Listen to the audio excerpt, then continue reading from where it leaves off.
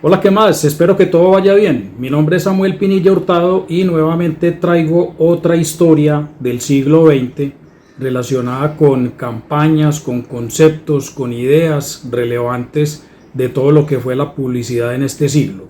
En este caso les traigo el concepto de la USP, Unique Selling Proposition, idea que fue nombrada o fue creada, fue diseñada, conceptualizada por Roger Reeves, un respetado publicista de primera mitad del siglo XX, más o menos entre los años 30, 40, 50, 60 y un poco antes de su muerte por allá en la década de los años 80. Vamos con algo del contexto. Resulta que los anuncios publicitarios de prensa, los anuncios publicitarios impresos, en ese entonces, inicios del siglo XX, tenían demasiado texto.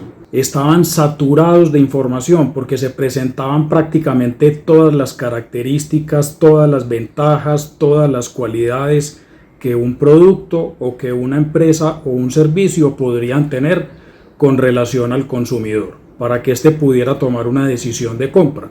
Y fue así como se podían ver en los años 20, en los años 30, en los años 40, se podían ver anuncios publicitarios en prensa que tenían más de 2.000, 3.000, 4.000 e incluso 5.000 caracteres, o sea que eran anuncios que tenían demasiada información. Pero entonces aparece la imagen de Roger Reeves en el año 1940 y crea el concepto USP, Unique Selling Proposition, que quiere decir propuesta única de venta. Y con esa idea lo que él trata de dar a la publicidad, dar a las agencias de publicidad, dar a los creativos de la época es que no es necesario tener tanta información en los anuncios publicitarios. Por eso, entonces, la USP tiene básicamente dos razones de ser. La primera es enfocarse solamente en esa diferencia competitiva que la empresa, que su marca, su producto o su servicio tiene con respecto a la competencia.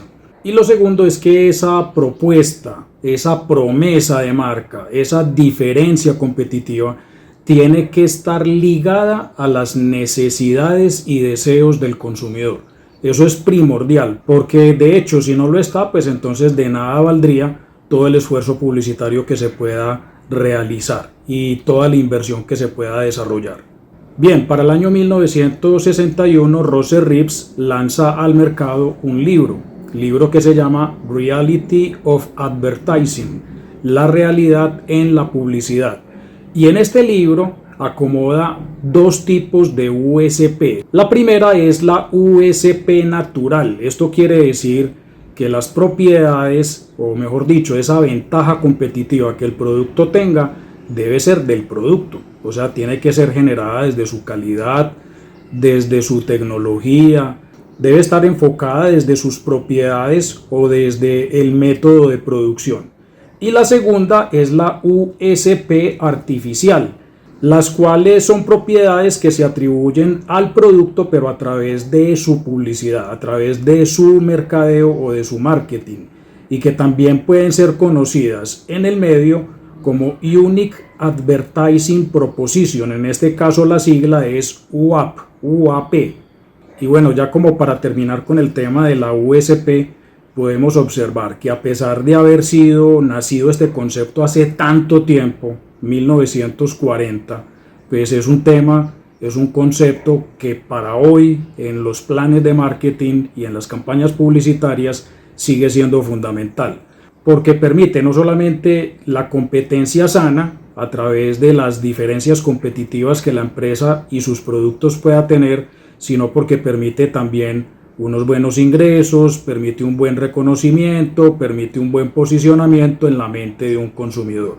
Por lo tanto, es importante que hoy en día en todos los planes de marketing y todos los planes publicitarios que vayamos a diseñar tengamos en cuenta lo que es la Unique Selling Proposition. Bien, espero que este tema les haya gustado y les haya servido bastante. Nos vemos en otro próximo video. Chao.